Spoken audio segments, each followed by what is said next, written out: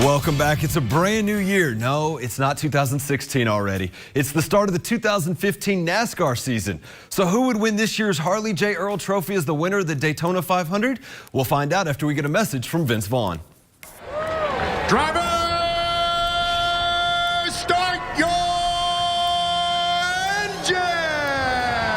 Let's start late in the race. Joey Logano trying to hold on for the win, and Jeff Gordon, he gets turned in the middle of the pack, setting off a multi-car wreck and forcing Gordon to finish 33rd. NASCAR would throw the yellow flag, and that would make Joey Logano the 2015 Daytona 500 winner, followed by Kevin Harvick, Dale Earnhardt Jr., Denny Hamlin, and Jimmy Johnson. For more on the race, we go to our own John Kutchko. As Joey Logano's car is rolled into tech inspection post-race style, he comes from unconventional stock, a New Englander from Middletown, Connecticut. Under a green-white checker, you got to hold your position, and he did to win his first ever Daytona 500. About as cool as I thought it would feel. It's, I think as a kid, any young racer dreams of winning the Daytona 500. It's the biggest race we have all year, and you're down here for 2 weeks, and there's so much buildup coming into this race, and with the qualifying and the duels, and you get out there. This is first time you race in a couple months, so there's a lot of anxiety, there's a lot of nerves before the race, and to be able to pull that car into victory lane and see my team there, and see my family and my friends, like everyone was here, so it couldn't be any better. With their biggest event of the season now out of the way, NASCAR will focus on the bulk of their schedule, which begins really next week in Atlanta. Reporting from the Daytona International Speedway, I'm John Kutchko.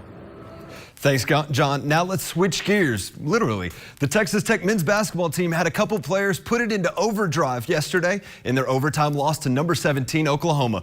Coach Tubby Smith got a huge game from 4 of his freshmen.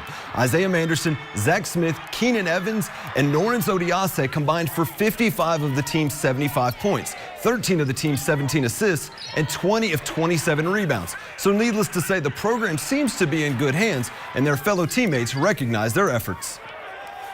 They play hard, and each one of them, they give it all.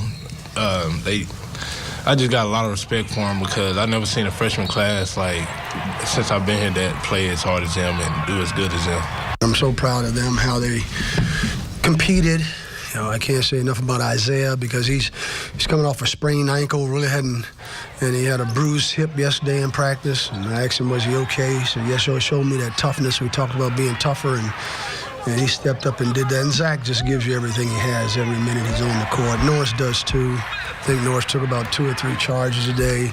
This was all over the place. Did an excellent job on Spangler. And so I thought I was really proud of our freshman. Keenan, even though he had turned the ball over a lot, we had a lot of people turn the ball over, but I thought they honored the team, they honored the program by their effort today.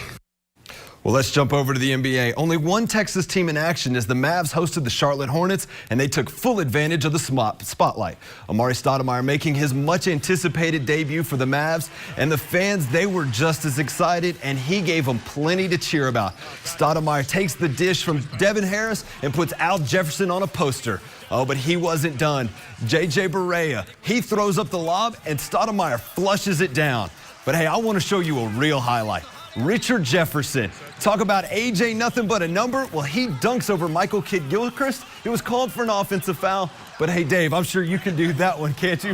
Mavs win this one 92-81. Next game for Dallas is a visit from the Raptors on Tuesday. So, hey, AJ nothing but a number. Come on, you got that. Well, trust me, I know all too well. I'm just glad you guys didn't invite me to the backyard when you guys did that whole 40 thing yesterday. I will say this. I bet Amari known for taking wine baths. I bet he had a celebratory wine bath for his first win with the Mavs tonight. He did. He had a really good game. I think 13 points in about 11 minutes. So, hey, great debut. We'll see if he can keep it up. Yeah, keep it up. I'm sure Mark Cuban hopes as much, as well as Dirk Nowitzki. All right, appreciate it, Gene. Thank you. Stick around. One final check of your weather after the break.